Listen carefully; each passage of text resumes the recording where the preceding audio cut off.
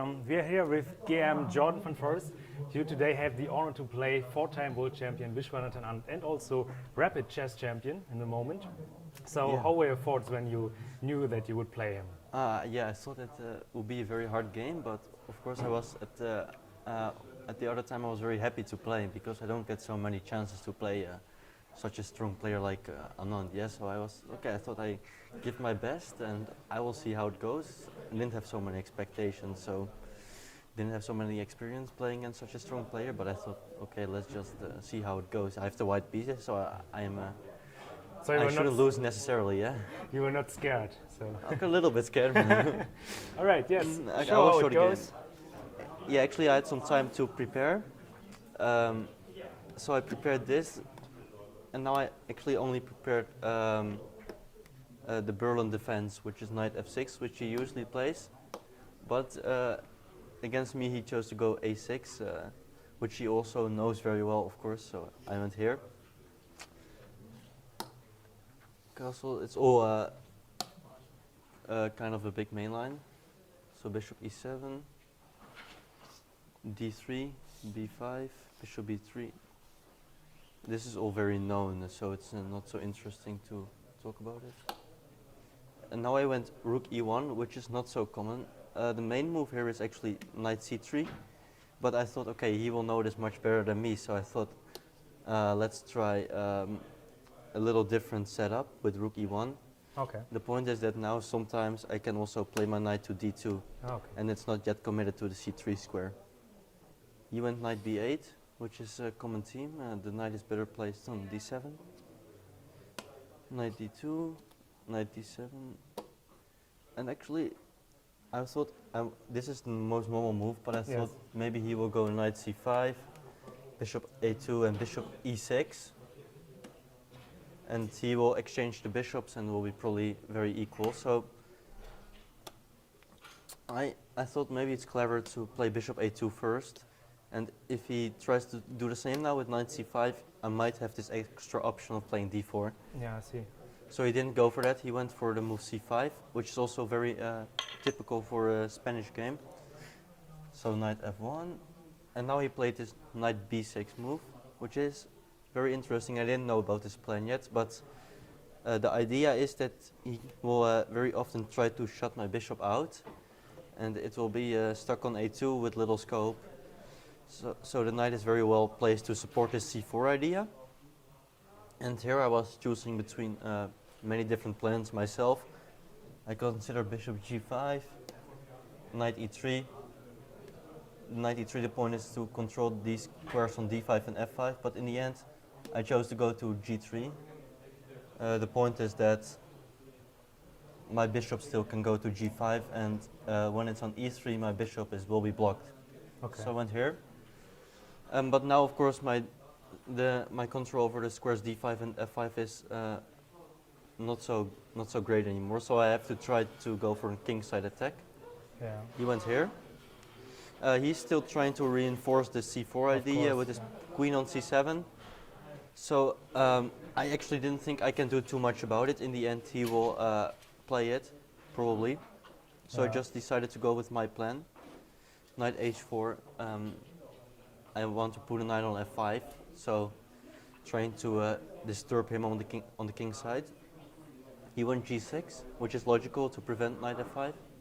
But at the same time it's weakening the king a little bit, which I might take profit of later. Bishop h6, and I think this is maybe the most critical point of the entire game already. Yeah. He had this very interesting option of going knight g4. Okay, that looks really interesting. Yeah, so he sacrificed the exchange, and he takes now, and the point is that my bishop is trapped on f8. I was planning to go queen d2 here, which maybe is not so good, but like Anand showed me after the game, probably h3 is a good move. The point which I didn't see is that after takes, I have this intermediate move to take here. Oh well. At least I think, no, sorry, it's with f3 instead of putting the pawn on f3, sorry. So he takes on h2 and now bishop takes d6. So he takes, and take here.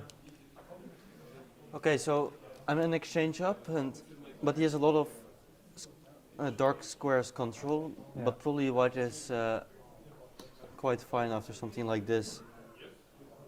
Yeah, And maybe in the white. end, it's also very risky for black to go for this because he's down the exchange. If his attack doesn't work, he will be he might just be an exchange down. And we consider a line like bishop g5, queen f2, bishop f4, for example, but king g1, and it's probably not enough for black. Okay.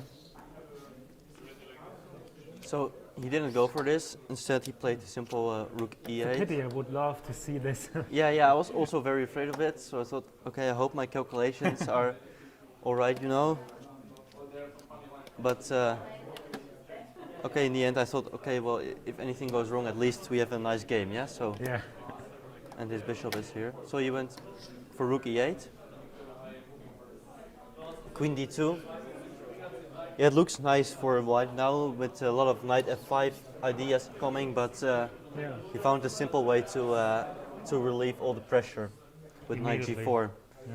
I have to go here because he's attacking both my bishop and my knight. So here, but now he takes. Oh, okay, thanks. Anand. Sorry. He takes, and I take back, and he goes queen e7, and the queens are being exchanged. So That's not what you my want. attack is not really working out. I decided to go back, but here I think black is already completely fine. I was a bit afraid of getting slowly outplayed in the end game, but okay, my structure is not so bad, and I mean, it doesn't look that bad for me. So, sorry, yeah, he went rook a7 here, and I thought I should be fine still. I went knight f1, trying to bring my knight to the e3 square, which is much better. Yeah. Since now it's the end game, I want my knight in the center of the board. King g7, h3, and he went for this interesting move, knight h6. I was only counting on knight f6, which seemed natural to me, but this is a little bit ambitious since he might want to go f6 or f5 in the future, putting my position under pressure. I went knight e3, and he went a5, I think. Okay, he's just trying to stop any b4 from me, which might put his position under pressure, but basically the position is very equal now, so nothing too much is happening. I went c3, he went knight g8, knight f3, he went, what did he do? He went knight e7, rook a d1, and now he went f5.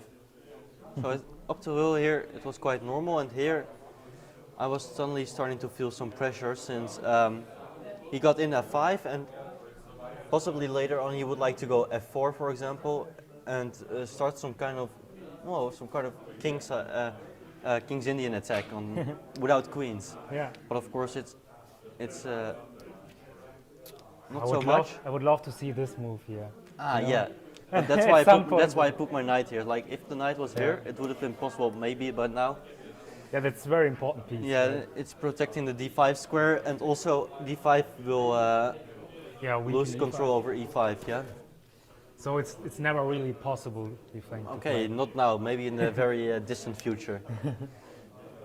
Okay, but f4, like f4 and g5, that should be his main plan, which I decided to prevent with g3. But of course, somehow it's getting a little bit loose on the king side, but I guess it should be all right. He went for bishop d7, and now I think I found a good plan with e takes f5, which is not so natural.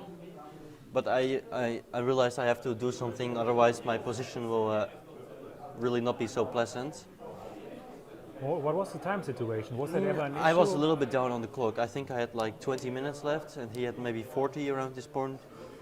But of course, like once you start thinking and more you get more to time trouble, and if the position starts getting complicated, it's not a very nice feeling. So I decided I should try to play faster at least, or make the position more clear. Yeah. So in the end he took with the knight on f5. I was mainly expecting this g takes f5, capturing towards the center. But I think with, for example, knight h4, which was my plan, and then putting the pawn on f4 next move, I keep control over the position. And for example, if king f6, f4, yeah, it should be more or less equal, although black might be very, very slightly better.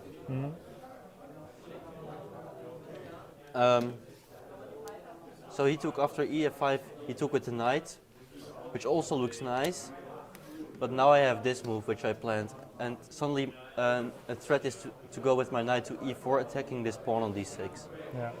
And probably now it's really, yeah, very, very much equal. He went here,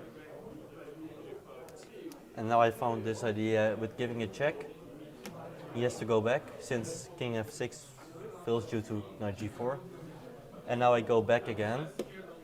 And suddenly the threat is to take on f5, knight f7, and this pawn will be hanging. So he cannot really do anything. Which this bishop is playing a nice role. And in the end he decided to go back. And we had a repetition. Okay. If he tries to win with, for example, rook f8, covering the square on f7, I also simply can go back, so nothing much to be done. And here, so we decided to agree on the draw. But great result against Yes. the world champion, of course. So thank you very much. Thank you.